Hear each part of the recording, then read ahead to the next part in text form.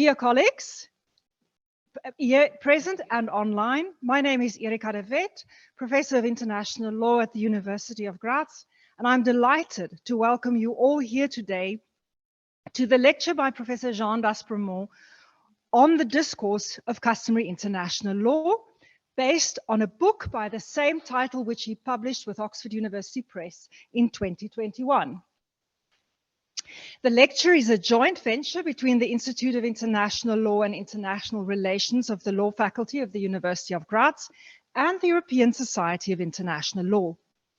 And at this juncture, I would like to express my sincere thanks to both institutions for their support. In particular to the Dean of our faculty, Professor Christoph Bezemek, for the financial support which also made this event possible. Colleagues, Jean d'Aspremont is known to most of us, so I will only say a few words about his professional career. I will indulge in very selective cherry picking before giving him the floor. He is Professor of International Law at Sciences Po School of Law in Paris. He also holds a chair of Public International Law of the University of Manchester, where he founded the Manchester International Law Centre. He's General Editor of the Cambridge Studies in International Law and Comparative Law and Director of the Oxford International Organizations. He is a member of the Scientific Advisory Board of the European Journal of International Law and Series Editor of the Mellon Shields Studies in International Law. Before joining Sciences Po Law School, Professor d'Aspremont was also employed at the University of Amsterdam as Professor of International Legal Theory. He used to be Editor-in-Chief of the Leiden Journal of International Law. He received his Master's, his LLM from Cambridge University, and his PhD from the University of Louvain, and he was also a Global Research Fellow at New York University. And he has acted in proceedings before the International Court of Justice. We are delighted that he found the time in his busy schedule to come to Graz, where today, before this lecture and afterwards, he was also hosting a masterclass for advanced doctoral students from Austria and Hungarian institutions, in collaboration also with the Max Planck Yearbook of United Nations Law. And we very much hope that this will not be the last visit to Graz and the last lecture of this nature. And without any further delay, I will now give the floor to Professor d'Aspremont. Just so that our online audience is also aware of this, he will talk for about 40 minutes. And then we have discussion. We have time for the discussion until 2:30 this afternoon. So you are welcome also to pose questions in the chat. And of course, those who are present here, you are also most welcome to ask questions from the floor. Thank you.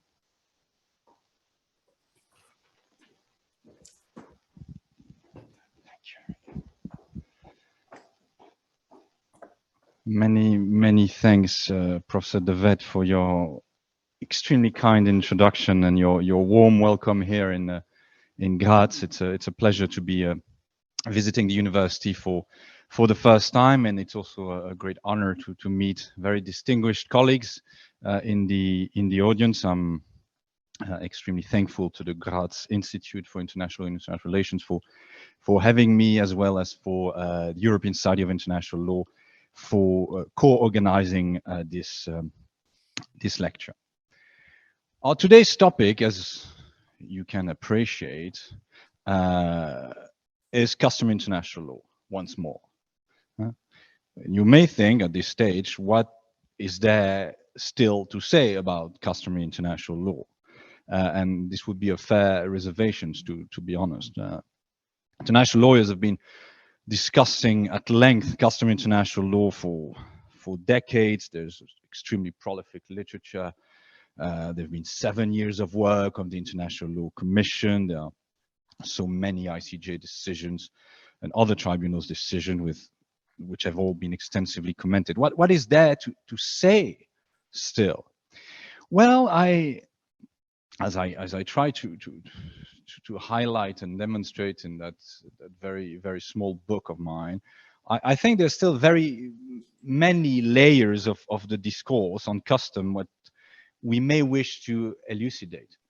So I think that we have yet to explore how customary international law does what it does. I think there are still many moves, patterns, constructions, assumptions in the discourse on customary international law and in the arguments on customary international law that we must unpack. And this is what I modestly want to do today. I want to shed light on unexplored moves and assumptions which we find in most arguments on customary international law by judges, by counsels, by researchers, by PhD scholars, and so on and so on.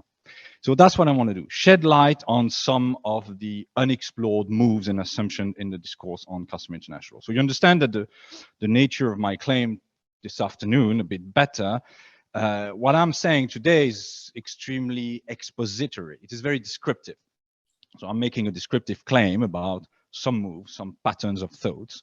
And this may not come as a surprise to most colleagues. I believe, as some of you may know, I'm someone mostly interested in the architecture of the legal discourse. I like to elucidate how the legal discourse does what it does, and which discursive tools are at work in international legal argument. So I'm more a diagnosis guy.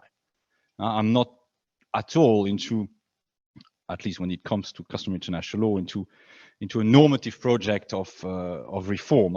I like to read what is illegible in the discourse, and that's what I will be doing today. And so you understand that I'm not seeking to save or rehabilitate custom. I don't think custom will ever need to be saved. I'm just modestly trying to turn your attention to some moves, some assumptions in the legal arguments by judges, counsels, researchers, scholars on customary international law. Or what I'll be doing today in this expository or descriptive exercise is something a bit unusual. Usually when I venture into these exercises, I like to make one claim, one talk, one claim. Well, today I'll qualify my usual policy, and I'll make several claims, several descriptive claims. I want to identify, if time allows, 4 moves by international lawyers when they build a claim on customary international law. And when I say international lawyers, I take a rather inclusive and comprehensive understanding of international lawyers. I include you guys in the room, judges, counsels, activists, researchers, students, and obviously I include myself. So I want to identify and put the spotlight on 4 moves, 4 constructions that are found in the international legal discourse on customary international law.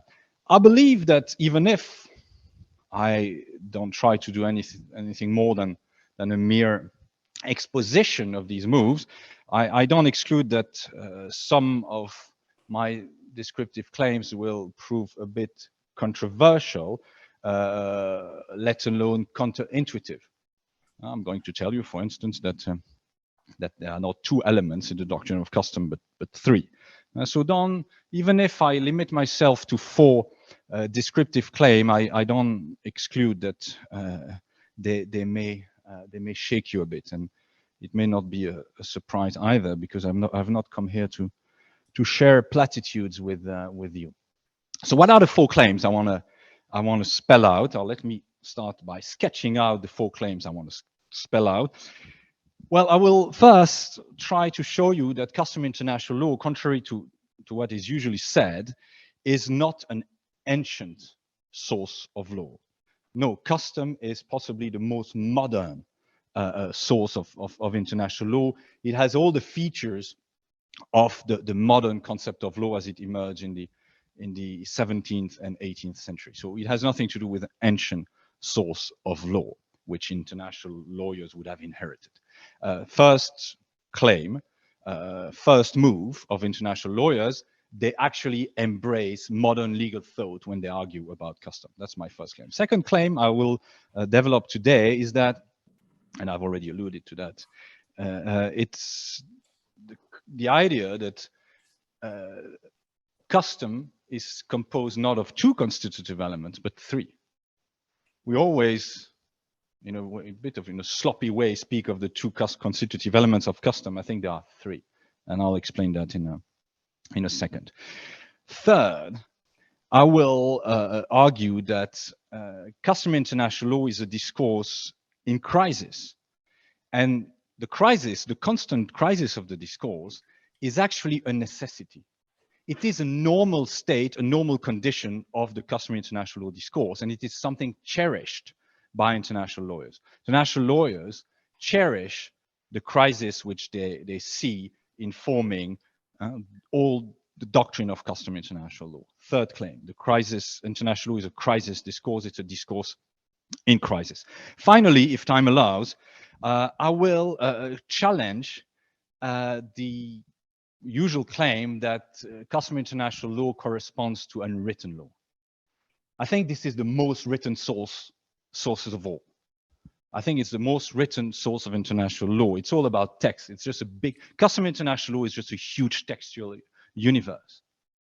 And it's, even if lawyers would claim that it's an unwritten source of law, I think custom is just text and text and text.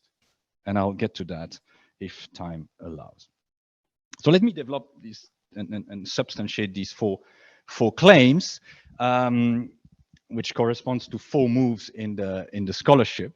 So the usual move in the scholarship and in the literature on customary international law entails a claim that customary international law corresponds to an ancient lawmaking process or a source of law found in ancient societies, however we define them. Well, I don't think so. I think custom really bears resemblance with the modern concept of law. Well, what do I mean by the modern concept of law? Let me elaborate a little bit on this. By the modern concept of law and modern thinking in general, I refer to a type of thinking which consolidated itself in the 18th century around certain key idea.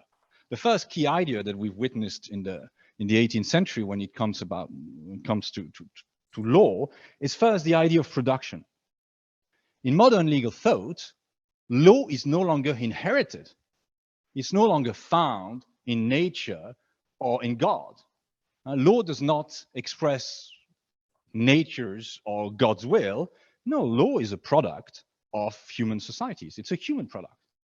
And that's one of the rupture brought about by modern legal thought, is that it's the idea of production. Law belongs to what is produced by human beings. It's no longer something to be contemplated and received from nature and from God. So law is an artifact. The second feature, obviously, of modern legal thought, something we all very attuned to, is the autonomy of law. Law is distinct from morality, from the so-called idea of politics, from philosophy, and so on. So the political community, since modern political thought, will create law in a way that makes it independent from politics, morality, philosophy, and so on. Law is no longer a moral program, and which was not always the case. If you go and read pre-modern thinkers, and take Grotius, I mean, I think students in international law would be familiar with the work of Grotius, you will not see this autonomy of law, let alone of international law, upheld rigidly. And you see Grotius speaking about the law of the sea, drawing on ancient philosophy, on morals, on literature, and so on. So there was not this strict delineation which we have inherited from the social contract theory and modernity. Last modern feature of the modern concept of law is its knowledge. Law is not a moral program. Law is a tool that needs to address the needs and the interests of the political community creating it, a social contract. Nothing revolutionary.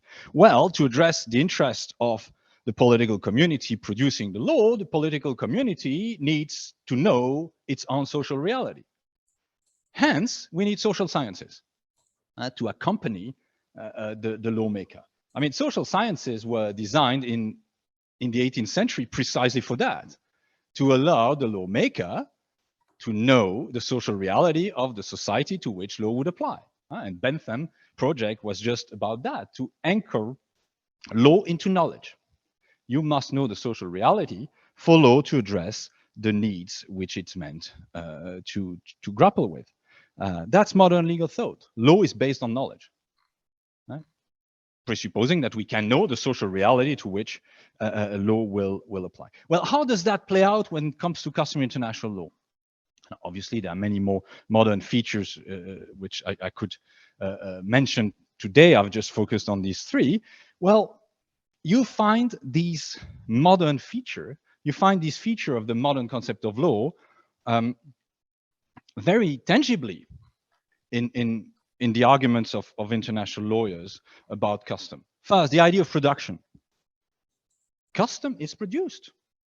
It is produced by states. It is produced by the community. And actually, the doctrine of customary international law pushes it even further, this modern feature of production. It is self-produced. Custom is produced by the addressees of the customary rule. And in the doctrine of customary international law, as we all know, the maker and the addressee is a distinction that collapses. Well, that's just because the doctrine is dominated by the idea of production. The political community will produce the law that it needs and that fits it. And in that respect, it's no coincidence that in the 19th century, the doctrine of customary international law would postulate a consensual approach to customary international law. In the 19th century, international law was thought as being the result of consent. Obviously, we've moved away from that theory in the 20th century, but it's no coincidence. The idea that customary international law is based on consent is just an expression, is just a manifestation of the idea of production. It is a product of the political community. First modern feature. The second modern feature, obviously, is that customary international law is very distinct from usage, from moral standards, or from politics. It follows the traditional lines of modern thinking, whereby there is hard law on the one hand and there is non-law on the other. And so customary international law has nothing to do with some sort of morality. It belongs to the world of what is legally binding. Very modern. Last but not least, the doctrine of customary international law is informed by the idea of knowledge of social reality that is meant to feed into its making. It's no coincidence that customary international law is said to be grounded in the practice of the members of the community. Being grounded in practice, customary international law is meant to be grounded in a certain social reality. Practice is that. When we say customary international law is made of practice, well, it is made of a social reality, which we must know, which states must know. So here, the idea of knowledge enters into the picture. And that's why there is so much attention paid to the methods of ascertaining practice, because it's just like in the modern project of law, you need methods to know the social reality which will then feed into the law. Opinio juris is also the manifestation of this knowledge-based conception of law, which we've inherited from modernity. Opinio juris actually can be construed as the expression by states of their knowledge of their own interest. They are aware that a certain standard would be good for you, for others, for the community. And so opinio juris can be read as an expression of knowledge of the social reality. When a state allegedly believes, there would be so much to say about this presumption that states are like us and believe, but that's a debate for another day. Well, the construction, what it refers to is the idea that the makers know the social reality. They know. Again, we're back to knowledge-based concept of law. Law, like customary international law, must be informed by a knowledge of the social reality, and custom is no different in that respect. So that was my first claim. Custom is just super modern. In all its features, the way it is thought through, the way it is understood, it is a manifestation of the modern concept of law, of the social contract, of modern thinking about legal practices as it emerged in the 17th and 19th century. It has nothing to do with ancient type of thinking. It's at best 300-year-old. First claim. I move now to my second descriptive claim, which again corresponds to a move of international lawyers, which is the dualism of the doctrine of custom international law. As good students of international law, having gone to good schools, we have been taught that custom international law is made of two elements, practice and opinion juris, blah, blah, blah, blah, blah. Well, and if you happen to make a brief to a private client or a government, if you plead before an international court, you are more than expected to perpetuate this dualistic approach, this two-element approach. Well, I think there is a third element that has been completely forgotten in the study. I think there are actually three elements.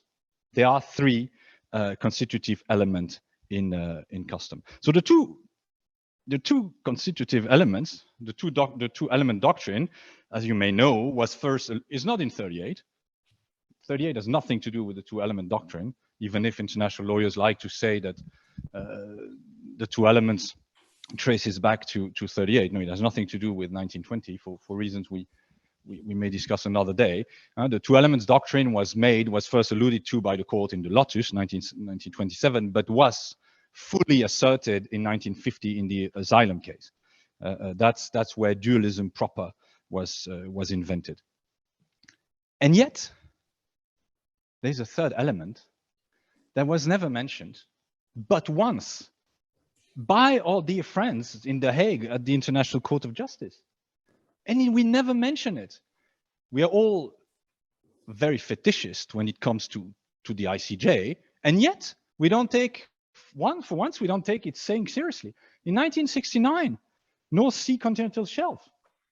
If I may quote for once the ICJ, I don't do that often, the court, you remember your classics, you've been well trained, the court appraising whether the rule of equidistance or the standard of equidistance corresponds to a rule of customary international law, went on to say, I quote, it would in the first place, I highlight this, it would in the first place be necessary that the provision concerned should at all events potentially be of a fundamentally norm-creating character, such as could be regarded as forming the basis of a general rule of law. So the standard must be of a fundamentally norm-creating character for it to be custom. And it must first be necessary, says the court. First. So actually, it's not the third element, it's the first element. It's the first element. It's before all the others. And when you think of it, it's nothing spectacular. It's nothing controversial that the court is telling us in the continental shelf case. It's a basic cognitive requirement. When you start looking at the world, when you hand practice in opinion juris, you must have a questionnaire to interrogate the world. You interrogate the practice, and you need predetermined questions. In other words, you first need to come up with a prescription, hypothetical prescription, which you then test on the world. It's like an identity check. You presuppose an identity, A, B, C, a prescription, a do or a don't, and then you go outside and check whether there is practice corresponding to your prescription, to the don't or the do that you have presupposed. And well, that's taught nowhere. It's as if we could just look through the window and try to find practice in opinion juris. And we may find practice in opinion juris outside any pre-existing framework. No, you always start by presupposing, postulating a standard. And then you go on checking whether that standard is backed by practice and opinion juris. You know, if and I don't think that I'm saying something extremely sophisticated here. If you want to check whether there is a customary obligation not to torture, first you start presupposing an obligation not to torture, a standard, a prescription. And then you go on checking whether states abide in their behavior by that standard. And if there is no standard, right, let's say I postulate something of a non-norm creating character, the sky is blue. And then I go out and see whether there is a norm. I will never find a norm because what I've postulated is not norm creative. So that's what the code was saying. You first need to postulate a norm, a do or a don't, before starting looking into practice and opinion jurist. You will never find practice and opinion jurist if you've not started to establish the questionnaire, the identity check, the prescription. So this has been in, let's be fair with the International Law Commission. The International Law Commission alluded to it very marginally when it comes to provision of treaties consolidating into custom. There's a mere reference to this requirement, but it's extremely marginal, and for the rest, it's just utter forgetfulness. People have forgotten that quote, that statement of the ICJ, whereas for once it was an ICJ comment that made a lot of sense. Why has it been so overlooked? Why don't we teach our students that there are three elements? Why do we overlook, do we do away with this first element? I'd like to venture two explanations. The first one is that I think that if we were to have an explicit requirement of a prescription, I think many rules which we claim to be customary international law today would stop being customary international law. Because actually many of the, you know, the usual trick of international lawyers to give foundations to their discipline. We were discussing with some colleague the self-referential mechanisms that work in international legal thought. Well, custom is the darling of these self-referential mechanisms. And what's the foundation of use cogents? What's the foundation of the sources? What's the foundation of state responsibility? It's custom. And courts are very happy. And nowadays we don't have convention on these matters, so it's custom. And what's the foundation of custom? Custom. And Article 38 is custom, and everything is custom. And what's the origin of custom? Custom. So custom creates custom. System of closure, it's fine. We don't need to go into foundational debates. A usual trick found in many discourses. Let's not blame the international lawyers for doing that. But the point is, if you start saying that any customary rule must be prescriptive, norm creating in the words of the ICJ, I can tell you that half of the foundational rules of international law would just collapse. We say that the Montevideo Convention definition of states is customary international law. There's no prescription. There's just Article 5 saying, for the sake of the convention, a state is an entity that meets this, and this criteria. There's no prescription. You apply the first element, which I've mentioned, this is not customary international law. Forget Article 38. Article 38 is not a general prescription. It's a prescription for the court that must apply these sources, but it says nothing about the sources themselves. The sources themselves do not entail a prescription. So again, that's my first inclination, is to think that we have obfuscated this forgotten element because we would be in big trouble when it comes to justifying the fundamental rules of international law in terms of customary international law. If you add this element, the idea that it must be norm creating, many of these rules that we deem customary law won't pass the test. And then we're in deep trouble because we can't justify them anymore. And there is another reason why I think we've completely obfuscated this third/first element, is that it makes us realize, recognizing such an element, makes us realize that actually when it comes to custom identification, everything is not inductive, but deductive. You know, international lawyers, and the court was the very first one to say, you know, custom identification is an inductive process. We like that. We like to think we look at the world and we infer universal laws applicable to all. We like to feel we are scientists. We like to feel that international law is grounded in the real. And again, let's not blame the international lawyers. Everybody does that. All discourses like to say that there are discourses about the real and that they follow scientific methods, because then you can enjoy some more discursive supremacy, because we live in cultures and societies where discourses about the real are allegedly superior to discourses that are not about the real, that are about literature or imagination. Well, international lawyers, for that very reason, because they are tapping into the superiority of scientific discourses, they like to say that their methods are inductive. And they like it so much that they wouldn't want to recognize this forgotten element. Because if you recognize that any process of identification of custom is primarily based on the postulation of a prescription, the whole reasoning becomes deductive. You postulate it and then you deduce all the rest. You deduce anything you see from this. So recognizing that element would actually run against the traditional portrayal, scientific portrayal of international legal methods. And it would run against the idea that we are abiding by induction. So that's the reason why I think that there is the forgetfulness of this element will remain and will be with us for a long time. So my claim is that actually international lawyers, whether they like it or not, whether they recognize it or not, abide by a three-element doctrine.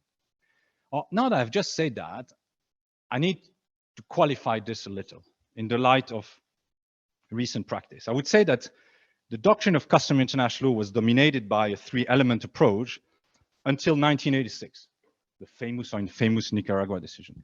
Because from there on, international law and international lawyers who speak the language of international law came actually to blur the distinction between practice and opinion juris.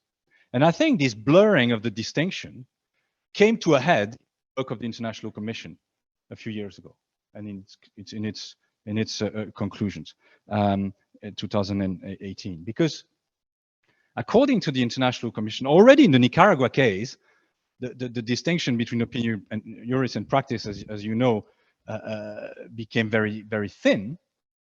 But 20 years later, the ILC came to accept that opinion juris and practice can originate in the same document. So diplomatic correspondence, resolutions of or decisions of certain bodies can actually produce both practice and opinion juris. So actually, opinion juris and practice have the same source. Or this may sound just like an evidentiary issue, but I think it goes much further than evidence, the question of evidencing customary international law. It really brings about a collapse of the distinction between opinion juris and practice. But actually, that collapse was already in the making once international lawyers came to accept the idea of verbal practice. Once you accept the idea that when you say something, it's like you are doing that thing, it was already the end of the distinction. And I think the ILC in 2008 has just discontinued the 1950 asylum case distinction between opinion juris and practice. So here is a nuance to the little picture I have drawn. It's that we may still have a two-element doctrine, but these are not the elements we think they are. The two elements are, on the one hand, the requirement of a prescription, a norm-creating prescription, and on the other hand, the aggregate of opinion juris and practice found in the same document. These are the two elements of customary international law today. And the irony of all this, and that I will finish my little account of my second claim. The irony of all this is that in doing that, in conflating opinion juris, or at least in recognizing that opinion juris and practice come from the same source, we are returning to the wording of Article 38. on custom. It's common to say, you know, Article 38 is poorly drafted. No, it's poorly drafted. It's not poorly drafted. It's just because at the time, in legal thought, one didn't distinguish so clearly opinio juris and practice. And that's where we are going back today. And I'm not saying it's good or it's bad. I'm just looking at the fluctuation in legal thought and legal practice. So today, we have this forgotten element, and I hope I've shown why we have an inclination to overlook and turn a blind eye to that element. And we have the two other elements, which are more and more conflated, and which can be evident through the very same act or text. So that was my second claim. So we may actually be still in a world where custom is made of two elements, but these may not be the elements we think they are. Third claim, and I'm of course checking the time a little, and I'll be much briefer with the two last claims. The third claim I want to mention here pertains to the idea of crisis. Well, for sure, and forgive the universalization here, for sure, custom international law is a discourse for crisis. Whenever there is a crisis, we mobilize custom international law. So it's the usual tool to address crisis. So it's a discourse for crisis. Fair enough. International lawyers like to play the managers or the firefighters, and they need tools, and they mobilize custom whenever they face a crisis. But most importantly, custom is a source or is a discourse in crisis. And custom international law, as it expresses itself in the case law and in the scholarship, is supposedly riven by inconsistency, by paradoxes, by conceptual issues. Claiming that the doctrine of custom international law is flawed or malfunctioning or deficient is a move that most international lawyers would make. I've hardly seen anyone, including myself, saying custom is great, it works well, it's all neat, and I mean, accounts of the deficiencies of customs just abound even in the textbook. You know, textbooks are earth-flattening exercise. They flatten the field, they flatten the law, they flatten the thinking, and say everything is clear. Even in textbooks, they tell you that custom is problematic and malfunctioning. So it's a doctrine that cracks everywhere. There are cracks everywhere, and everybody relish seeing and studying these cracks. And of course, there are cracks. I mean, opinio juris. States have an intellect. They are like us. They have dreams, desires, and beliefs. Well, I mean, stop this. Practice for norms of abstention. Of course, you won't see it. It's not tangible. When you abstain from doing something, you will never see practice because there's none, because you don't do the behavior. So, full of problems. We know them. But that's something which is not a coincidence or an accident. It's not a coincidence. It's a sort of self-defeat. In custom international law, defeats itself, or it destroys itself. But this is certainly not accidental or uncalculated. It is very calculated. The discourse is in constant self-defeat mode because it makes people speak about custom all the time. It's one of the most commented on topic of international law. It keeps custom in the spotlight, and it keeps international lawyers trying to fix it in the spotlight. So it makes all the people, and judges, including judges, who seek to rescue and salvage custom the heroes. They are heroes of our theories. And here I cannot help mentioning Hilary Charlesworth, who said the idea of crisis in general promotes a certain type of heroism in the discipline, and I think this is exactly what's happening with customary international law. Keeping custom in crisis is a way to uphold the importance, centrality, and visibility of both customary international law and international lawyers. Crisis is a discursive necessity for customary international law. Oh, this is not exceptional. This is certainly not exceptional. This is a feature you find in modern thinking in general. I mean, modern thinking and the idea of being critical is precisely built on reform and rejuvenation through self-defeat. And it's something, you know, Kant, 1787, what is the Enlightenment, is the first line. It's the idea of criticizing yourself and the idea of emancipating yourself from our own practices. So, you know, it's reason is very cynical, as Peter Sloterdijk would do and would say. And I think custom is just a classic example of this modern discursive self-defeat of discourses. So that was my third claim about the field. It's 1:40 here in Graz, and I think it's important that we don't make these exercises, especially for colleagues online, too lengthy. But nonetheless, I'll take another 5 minutes if the organizers allow me to quickly mention the fourth claim I was going to make, which pertains to this traditional portrayal of custom as being unwritten law. Well, yes, indeed, in the textbooks, in the scholarship, in the case law, we always say that customary international law belongs to the world of the unwritten, of the uninscribed. Well, my feel and my reading is the opposite. I think in contemporary thought and practice, custom is just a big text. And making an argument about custom is just big textual business. Or why do I dare to say this very counterintuitive thing?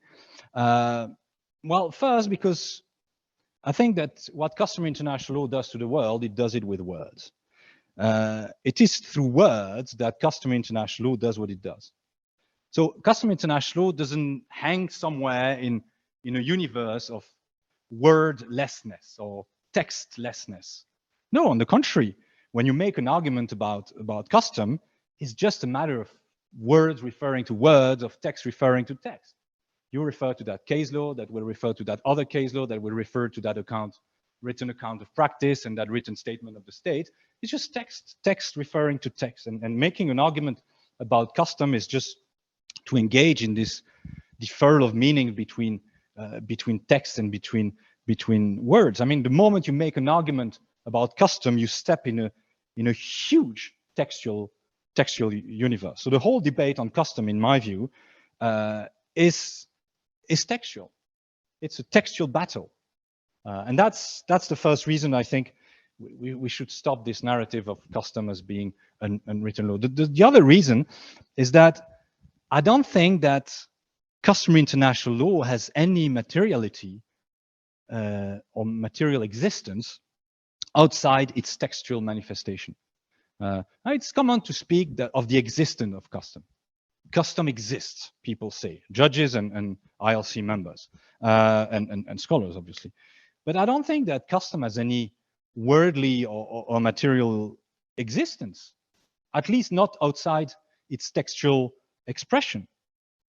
The existence of custom is textual, or to put it differently, all the textual manifestation of custom, a decision of the ICJ declaring custom, Article 38 held as being custom, the Montevideo Convention as being held as custom, and so on, all the codification products, they are not the textual materialization of a pre-existing custom.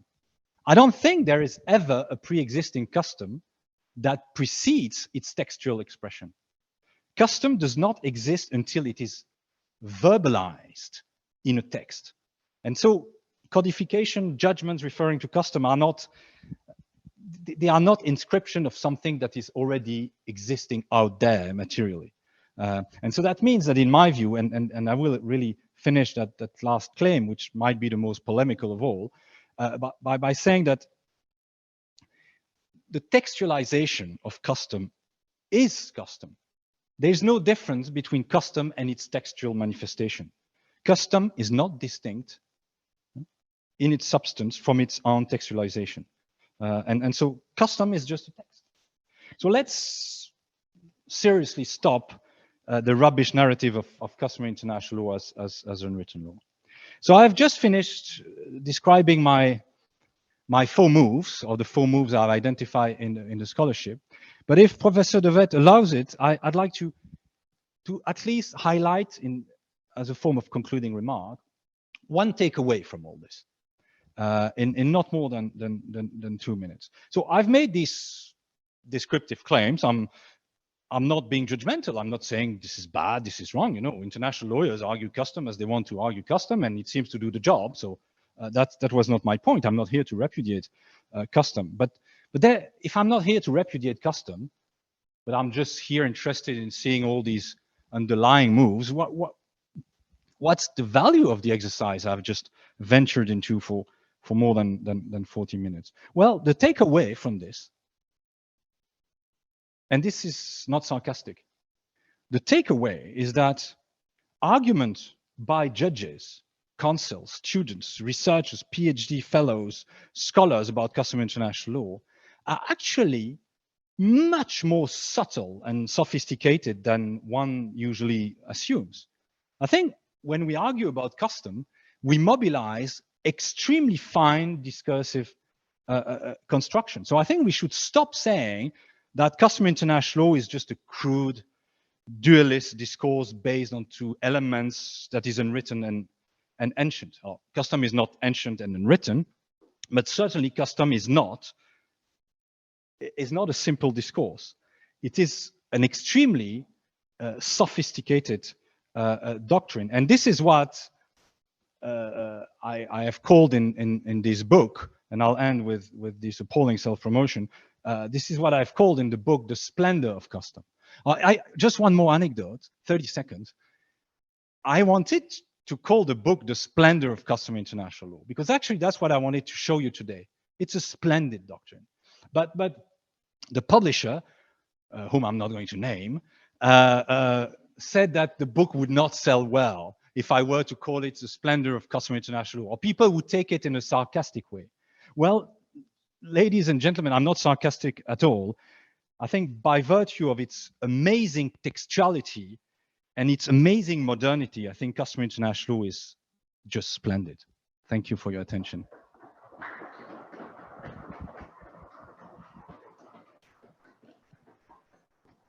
Thank you, Jean, for that splendid presentation. And you by no means off the hook. We will take a round of questions from the floor, and we have also participants online, people from Eastern Europe, from France, from Johannesburg, and they are welcome to also post questions in the chat, and we will translate those questions as best we can so that Professor d'Aspremont can answer them. I will break the ice with a question about the articulation of the norm. Now, in practice, we know that when it comes to litigation, many of the problems which you have splendidly articulated may contribute to custom not being relied upon in practice that often when one litigates in court. Perhaps as a supplementary argument, but the treaties very often are the first point of entry because the norm is upfront, it is claimed, it is there, it's for everyone. You can interpret it, but at least it's there and it's visible. But very often those type of treaties that of course only bind the parties then becomes a hook on which to pin custom, because if we want to make more states bound by the norm which is articulated in the treaty, we then if the goal is to bind more states, then that is a useful avenue to argue. So in a way that would then actually support your argument. It's easier because the norm is already there, it's articulated. But now my question, the one area in which custom is very dominant in international law, it's with state immunity and the immunities of heads of state. There is no treaty. So if you litigate there, you have to rely on customary international law. There is just no way around it. Ironically, it is very well acknowledged that that customary norm exists and that it is very, very strong, as politically problematic as it is. And that we need it for those who agree with immunity in the extensive sense would say we needed to stabilize international relations. So that is rather interesting, that this fiction, which we international lawyers tend to design ourselves, then present as something that exists, in this particular instance does seem to really exist, be embraced by states in the interest of the stability of international relations. How does that somehow undermine your argument, or does it rather suggest that we're very effective in the way that we articulate certain norms? Because where did this come from? This norm was articulated by somebody, and it's very well protected in international law. So I'm trying to translate your argument into a practical example, and the one example that springs to mind is immunities.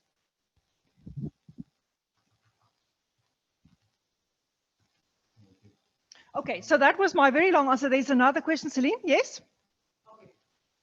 First, thank you very much for the talk. And for the book, I found it very refreshing.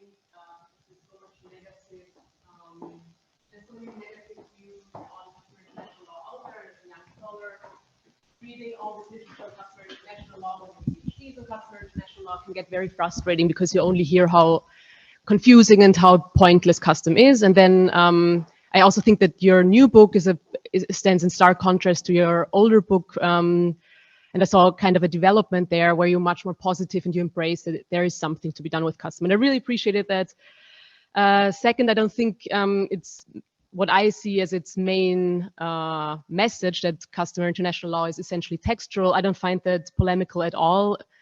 At least if you define it the way you defined it, which is textual is words, not necessarily, and the written word clearly is the best artifact of a word.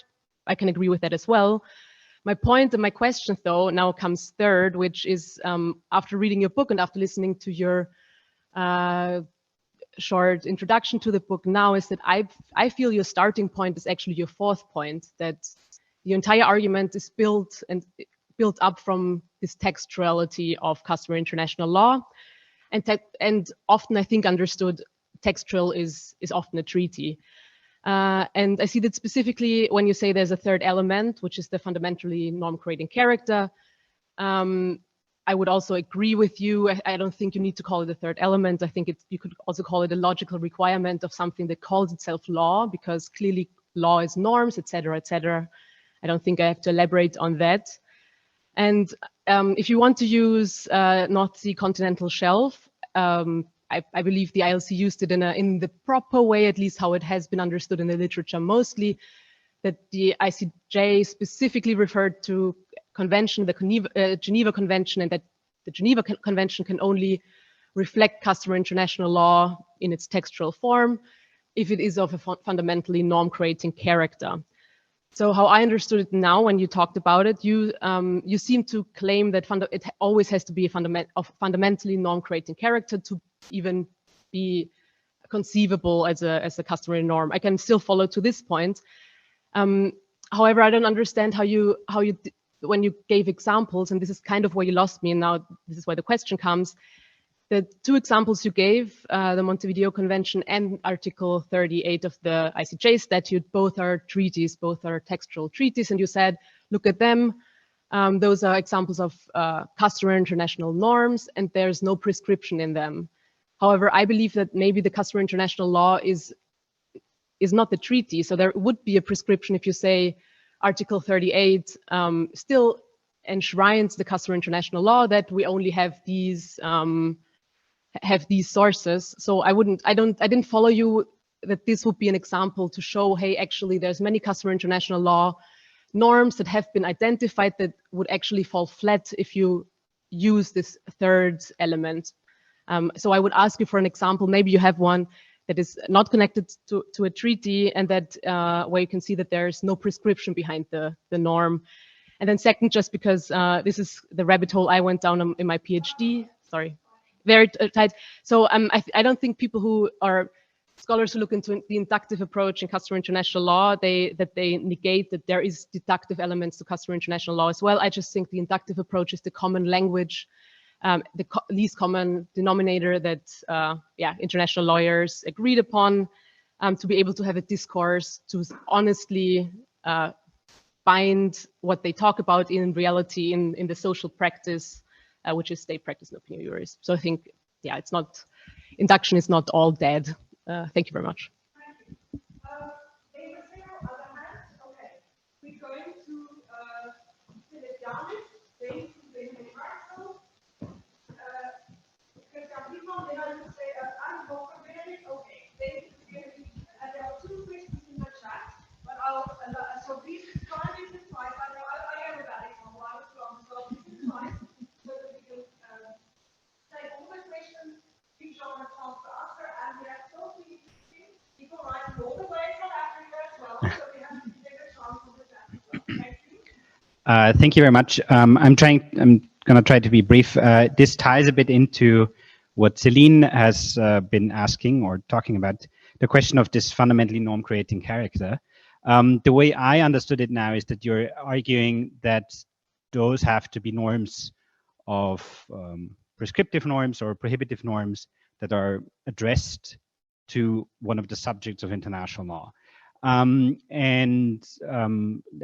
found it convincing that the issue that we would have with foundational rules, and it doesn't really make sense to understand Article 38 as a customary norm. But I just wanted to ask how far that goes. For example, if we're talking about the rules on treaty interpretation, which are not norms as such because they don't establish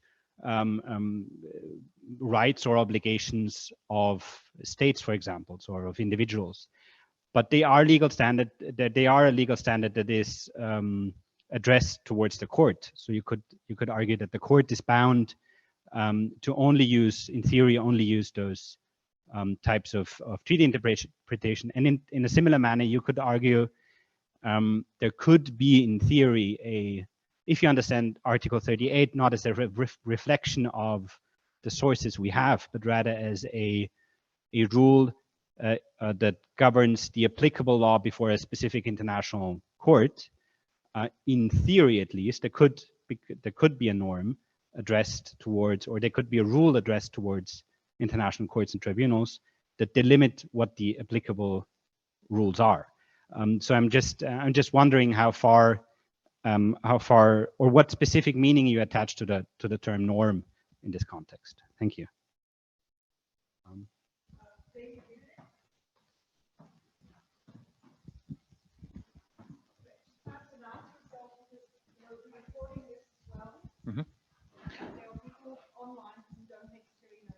Okay, my name is Benedict Hatzl. I'm an associate professor here at the law faculty at the University of Graz.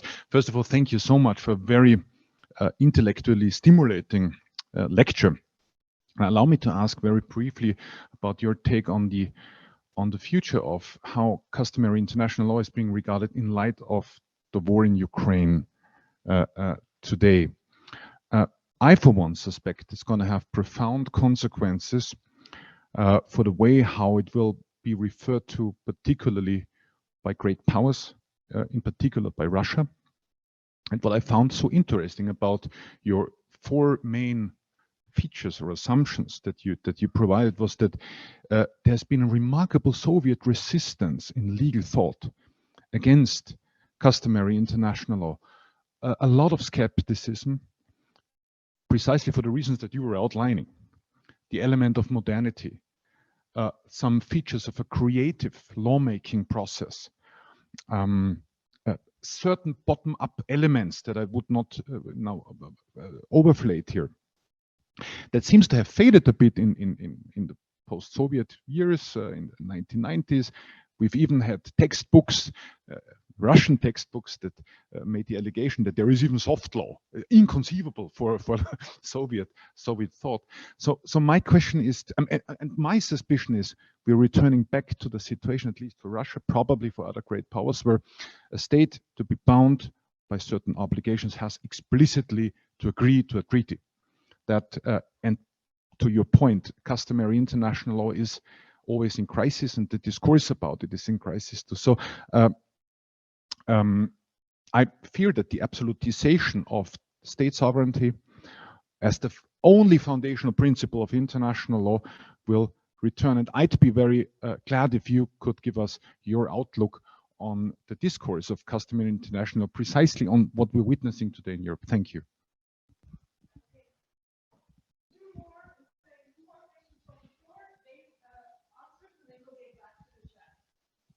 Thank you so much. Well, fascinating talk. Thank you, Sean. Out of your 4 claims, I don't really have any issue with the first and the third, and a lot has been said to the second. I will also limit my question to your second claim with regard to the norm creative character of norms of customary international law, and whether or not this is a third element of these norms. I was just wondering, isn't it more an argument, your argument, an argument about the methodology of identifying norms of customary international law? So this third element seems to me to be more about methodology and not so much about the material content of a norm of customary international law. And at least theoretically, I mean, it goes to exactly to what you said about the deductive and inductive approach. Theoretically, at least, I would assume that you could still, in a very neutral and objective way, look at state practice, and then from there, go from there and see, you know, which field there is the renowned general practice that would be the first element, traditionally at least, of a rule of customary international law. So I'm just wondering whether your norm creative character element is really a third material element of a rule of customary international law, where I would rather understand it as an argument about methodology and a methodological approach to identify customary international law. All right, thanks. Limited to that.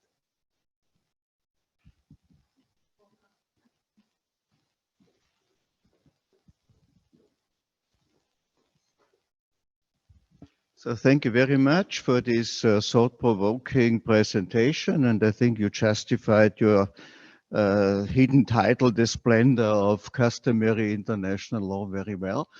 I have no problem with the first argument. I think that is indeed very true.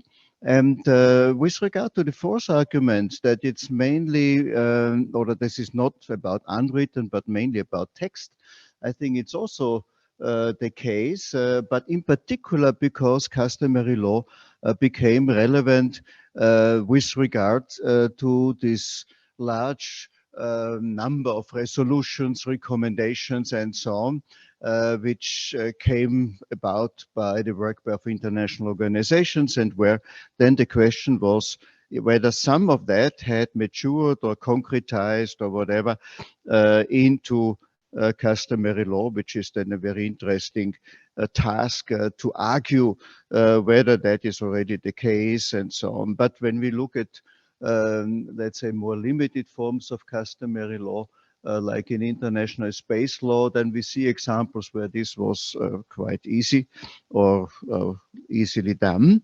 Whereas when it's about general customary law, it's obviously much more difficult. And there are some instances, I think, international humanitarian law, where it might be difficult to say there was always a text. I could imagine that some of these principles really developed as a practice and then were textualized over time.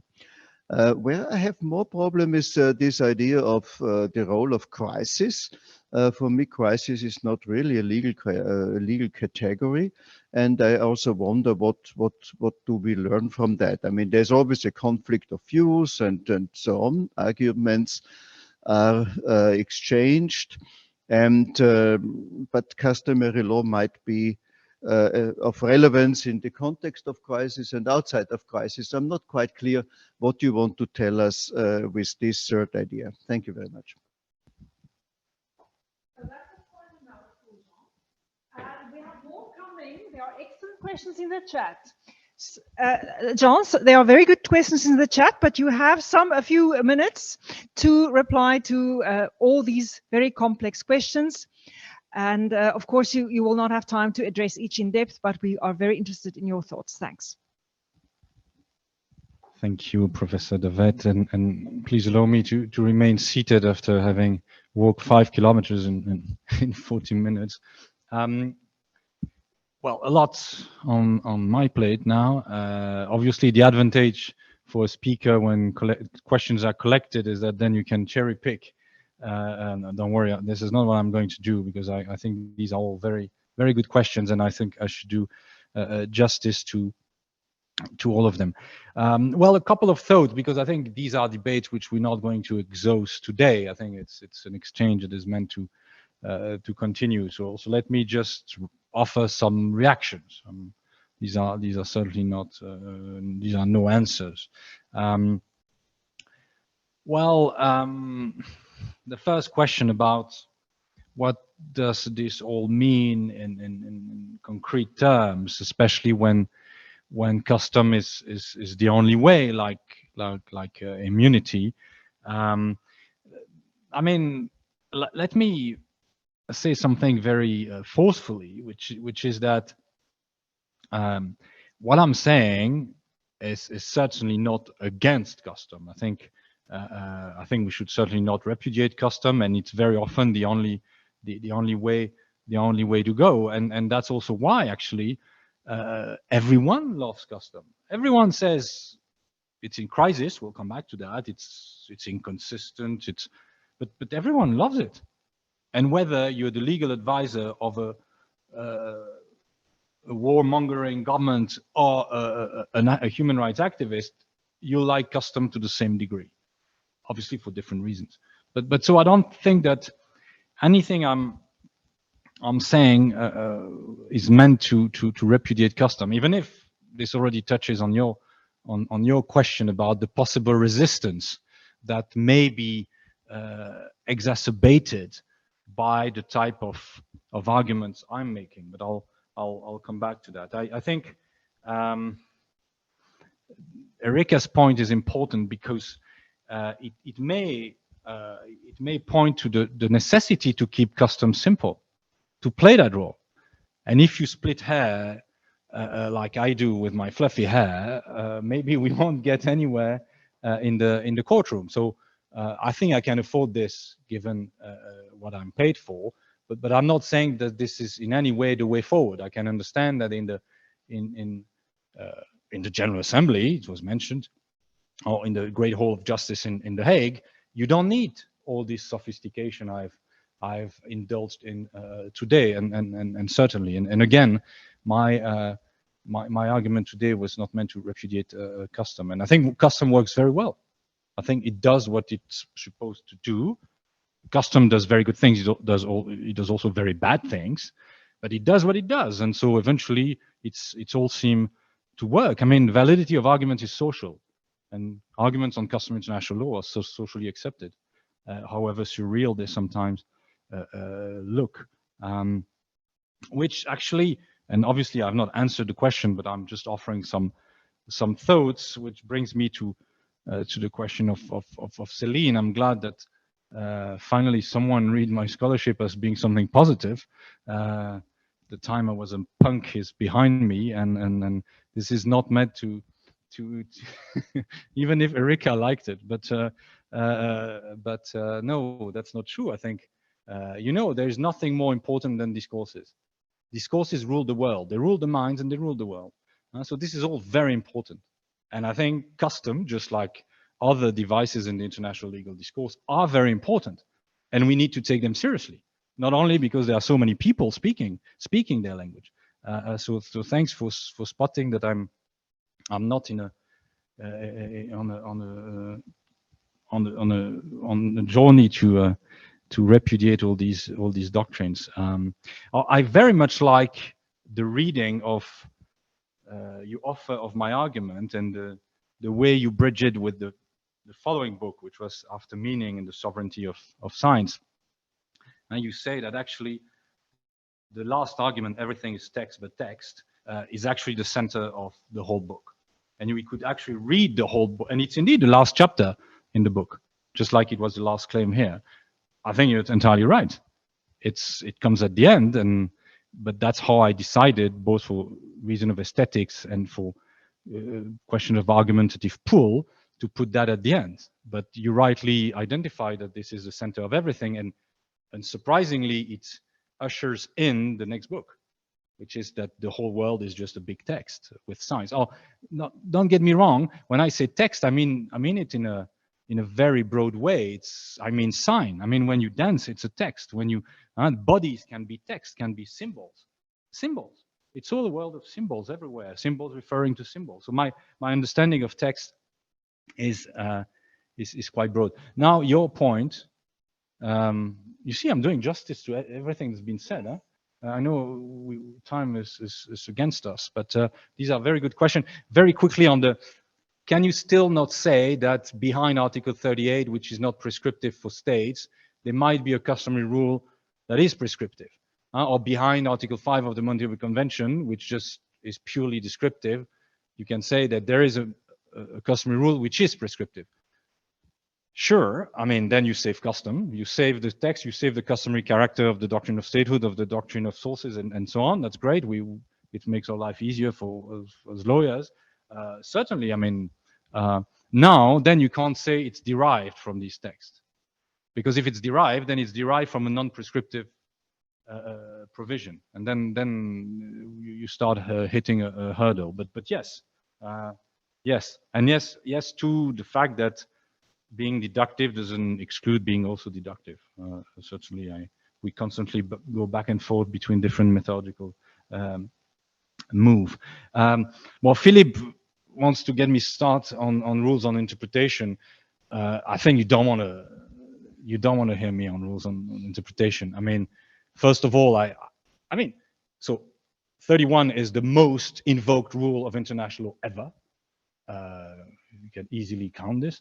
And each time it is invoked, it is said that it's custom. And you need to say that because not everyone is a party, because 66 states have not ratified the Vienna Convention of treaties. I mean, don't get me started. The customary character of 31. That can't be serious.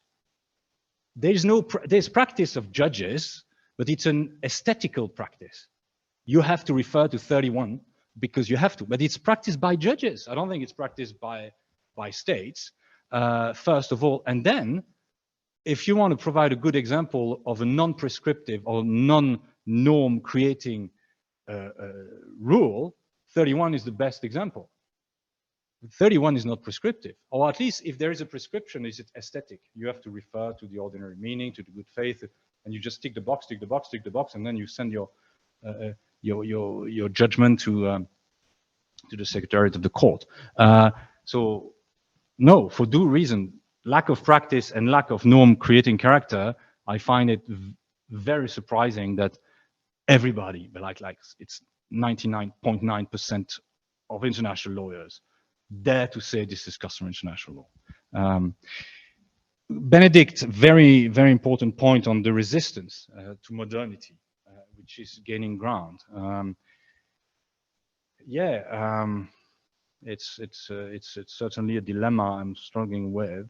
I think you're making 2 points. The first is the customary character of the rules on say, the use of force in the wake of the war in Ukraine. I think, like many other colleagues have said, I'm certainly not the only one to say that. I think customary law is thriving these days. The customary law on the rule of the use of force. I mean, everyone invokes it, even the Russian president. So there's no one who said, this is rubbish, we don't care, we just go for it. No, everybody, of course, they make a travesty of the rule of custom when it comes to the content. But as far as these the customary status of these rules is concerned, there's no one challenging it. These are the rules we will abide by. Well, then, that's where the important game begins, which is when you, I'm getting passionate here, when you start giving a content to that rule. But I think most importantly is, yes, we trace these modern features in our doctrines.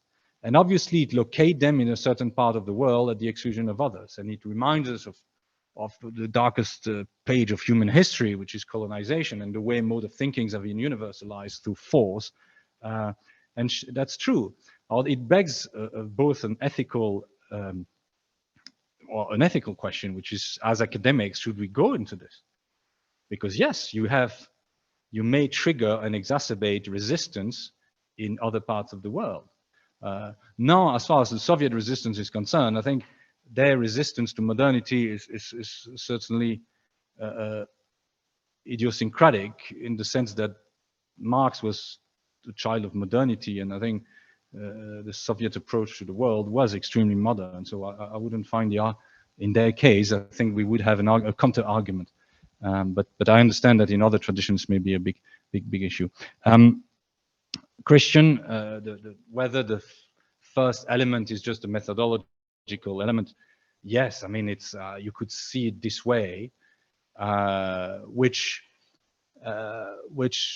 still begs the question, why don't we ever mention that methodological step? You could say it's a preliminary methodological step, but it's so unacknowledged. I mean, with your step, you save the doctrine, which is fine, because we all do that. We find cracks and then we find fixes, and then we find new cracks and we find fixes. And that's exactly what we're doing. I found a crack, you've just fixed it. And then custom can thrive and go on. I mean, that's how we justify our job, our pay, and that's what the legal discourse has been for 200 years. I certainly think that your point is compelling and convincing. That being said, you could also say that all the elements are methodological, and that is just a big methodological move. But yeah, certainly I take your point. And then the role of crisis. Thank you very much, and it's a great honor to meet you today for the first time. And obviously, I know your legacy in this institution. So yes, I think the practice of proliferation of resolutions at the General Assembly, especially in the post-colonial United Nations, we're not yet fully in the post, as we all know, but after 1960, it's true that this may be extra support to my argument that it's really a textual universe. But I think your challenge was more on the crisis, and well, I mean, we could speak hours for crisis. I won't do it. But now what I meant to do is I didn't want to speak too much about custom being about crisis in the world. I think international law thrive in crisis.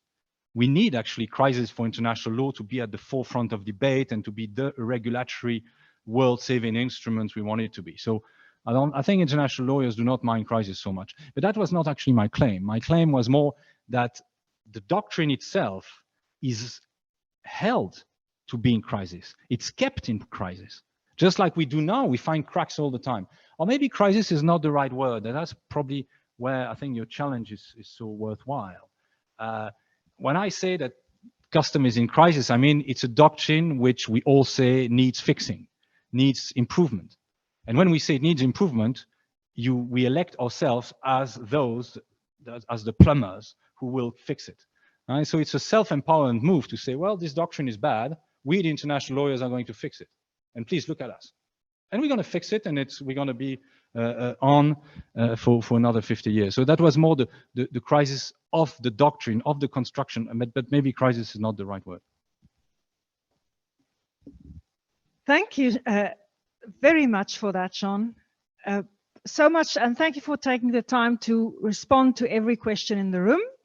I saw that Rebecca also she'll have the last word of the day. But before that, there are two very good questions from the chat. So Martha Bradley from Johannesburg is asking, often in IHL, the discussion of the role of non-state actors, specifically armed groups, in constituting practice in relation to custom comes up. But only state practice is permitted. Are we moving beyond state practice? Or is this merely an ill-defined idea that should be rephrased as non-state actors may stimulate or generate reactions from states in responses to their practice, which then indeed is state practice and may constitute custom if both elements are satisfied? So, Marty, if I understand you correctly, there's this kind of lopsided situation that the non-state actor is actually the main protagonist to which the state reacts. The state's conduct is state practice and can contribute to custom, but the non-state actor's practice is somehow not taken seriously because it's not a state. Or do we have a lex specialis in this area in IHL because it functions differently, or should we just kind of move beyond the state and also acknowledge state practice as those actors, or give more recognition to the action of non-state actors? So I hope I've understood that correctly. Marty, if I didn't, you have a minute to respond in the chat. Then let me move on to Thomas Molnar, I think from France. I hope I've pronounced that correctly. Much thanks for this fascinating talk. My question is, what is the novelty in claiming that customary international law is not unwritten or not written? Similarly, for public or constitutional lawyers, it is also the case with unwritten constitutions such as common law countries, or those of us from the Anglophone world is familiar with common law. And of course, the UK famously has partly an unwritten constitution. It is commonly understood that these unwritten constitutions and laws are actually based on multiple texts, so indeed written, but without being codified into one single instrument. The lack of single instrument as a vessel containing a given customary international rule is quite close to this. So there's this analogy with public law where, and in common law countries where many, there's not always codification. And it seems from the same person. So, okay, so what is the novelty in what you're saying? Dear Professor, how would you conciliate the prescription, in inverted commas, of the law as a static once-off act with the inherent temporality involved? In other words, that a customary international law can evolve over time without having been initially prescribed as such, but after a point in time, the norm emerges. Similar to the Sorite paradox. I hope I've pronounced this correctly. Many thanks for your reflections. Jean, you can also read the questions here if you wish to see them again. Rebecca, last question? Yeah, sure. Here you go. No worries. Well, I think there is a big challenge that has been, or it hasn't been formulated yet in the audience. I was kind of expecting it, but it's on the very nature of your claim. So you're telling us that you're making a diagnosis, that you're recording moves. And I'd like to suggest that when one highlights, or should I say explains, what current discourses about customary international law get wrong, then they produce themselves a truth discourse about what you think should be embraced, the reading of customary international law that should be embraced. So your claim in that sense could be considered as a very normative, modernist project about customary international law. You're telling us that customary international law is not ancient, but modern, that it doesn't contain 2 elements, but 3, and you find the truth in an ICJ decision, you of all people.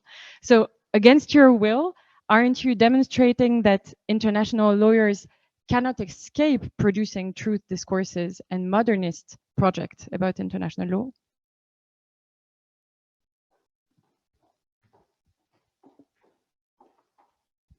Thank you. And with that, we close the floor and give the last words of this part of our day to Professor d'Aspremont.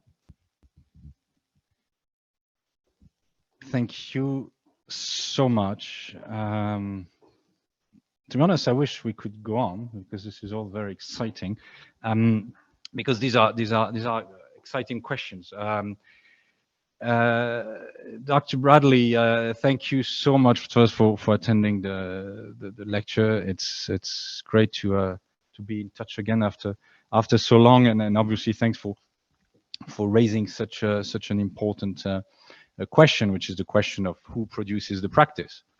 Well, it seems that the International Law Commission and the International Court of Justice have been very reluctant to open up the idea, the producers of the practice, or the categories of producers of practice. Practice is produced, it's very modern. law is produced, but the producers are kept into a very restrictive category. We know that states and to a lesser degree international organizations can create practice, and as you rightly point out, non-state actors' practice has been obfuscated, or at least has been sidelined by orthodox work, whereas the opposite argument could be made, as you are making it in your own very relevant work. I think I'm not sure I have an answer, but I have at least a thought. It happens that I have thoughts. The thought in this case being that you really appreciate the world-making dimension of custom, of the doctrine of custom. It is complicit with a geography, with a specific geography. We live in a world of states and to some extent international organizations. It's a world where practice is produced in foreign affairs ministry and not in Will Smith fan clubs. So yeah, it comes in a certain geography, and the doctrine of custom is not innocent. It creates a certain geography, and of course these geographies are not neutral. They put some entities and people at the center and some others at the periphery. And I think the continuous exclusion of non-state actors is the reflection of that political project and of that geography that some powerful actors are keen to preserve for themselves. Now, that being said, even if you take the orthodox doctrine of customary international law, you can actually turn things on their head and recognize that non-state actors can produce practice for the sake of custom that are binding non-state actors. I mean, if you take the doctrine of customary international law as a doctrine of self-created law, the makers and the addressees are the same. States create custom for themselves and are bound by it. I don't see why the argument extended to non-state actors would be polemical. Non-state actors, armed groups, in the way they fight and they behave on the battlefield, could generate practice for the sake of customary rules binding non-state actors. Self-created law. And I would find this extremely orthodox and modern. And I don't see why this should be controversial. But it's controversial because some people in powerful place want to keep their power. That's as simple as that. But in conceptual terms, this is really, really plain architecture of customary international law. Actors create custom for themselves, and they don't create custom for others. They create custom for themselves by virtue of the opinion juris. And so, and in practice, so already within the doctrine itself, I think there is room for a greater role of non-state actors. But you are a greater specialist of this question, I know, and I look forward to continuing the discussion elsewhere. What is novel in saying that everything is written? Nothing. I don't think I've ever said something novel. I don't claim novelty. Well, in international law circles, it may sound novel in international law circles, but many people in other circles in other fields have said these things much better than I say them today. So no, certainly it's not novel. Well, the debate on the emergence of norm, I mean, I don't think that what I'm saying prevents the change or the emergence of new norms, because norms are always made in the present. There's never a custom. If the norm is the text, there's never a custom making moment by which you would be bound. So you reinvent the custom making moment each time you venture into the text which you rely on to ascertain or to affirm the custom. So no, I think it's all very dynamic. Text anyway are not fixed, because texts are empty. Texts are space of signification, and precisely if custom is textual, you are always in a very dynamic and fluid universe. And so on the contrary, I think looking at it as a textual practice reinforces the idea that this is all very fluid. But again, saying that interpretation and legal discourses are fluid is nothing new. Finally, the epistemological challenge to all what I've been saying for an hour and a half. Yeah, and something I cannot actually challenge or deny. Yeah, well, thank you for making me end on a note which I cannot rebut. Well, yes, it's true. You know that I'm extremely suspicious of the scientist mindset, which you find in custom. I mean, it's really extremely scientist. You look at the world at the window at the General Assembly and you see custom, as if it was out there in the hanging in the sky or hanging in the air. Of course, I don't like this idea of the objective observer that's just look at the world and find the rules. I think scienticism is something very, very dangerous. But yes, when I say I'm just looking at lawyers speaking, I'm doing the same. And of course, I come with all my biases and what I've read and the people who have influenced me and my political project and my moral preferences and my history and my past and my sins. And of course, I look at all this with all these biases. And yes, so I have somehow a scientist attitude. I'm also looking at the discourse. I'm also looking at you speaking the language of custom. But I think there is, so yes, it is also scientist, the observer. Well, there are differences. I don't claim I'm a more neutral observer. That being said, I think scienticism is something terrible, but it's also something which is so ingrained in our language that there is no escape. It is the style through which lawyers speak about the world. They look at the text, they speak about the text. They look at the world, they speak about the world. And so scienticism as a style, I fear, is inescapable. So yes, you've completely identified a huge paradox in my posture. But the thing is, the reason how I can explain this is because I think scienticism is not only a method or a theoretical posture, it is also a style. It's a style of speaking. It's a style of to look at the world, and it's in our language and in a mode of thinking. And I think for that reason, we cannot escape it, even if we disagree with it.